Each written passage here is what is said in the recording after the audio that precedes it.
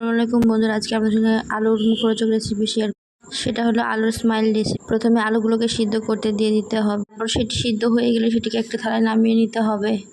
তারপর সেই আলুতে কিছুটা পরিমাণ ময়দা এবং কিছুটা পরিমাণ লবণ এবং তাতে লঙ্কা গুঁড়ো, জিরে গুঁড়ো, স্বাদ মতো ফুড কালার একটু মিক্স করতে হবে। তাতে কিছুটা পরিমাণ চাট মশলা দিতে হবে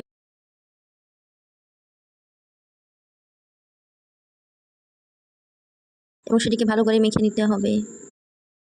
সেটি মাখা হয়ে গেলে একটা সাদা কাগজে পরিমাণ মতো তেল দিয়ে সেটিকে মেখে নিতে, যাতে করে আলুর ডোটা কাগজে লেগে না যায়। তার উপরে তেল মাখানো আরেকটা কাগজ দিয়ে দিতে হবে এবং সেটিকে হাত দিয়ে বা চামচ দিয়ে প্রেস করে নিতে হবে। সেটাকে কিছুটা ঢাকনার সাহায্যে কেটে নিতে হবে।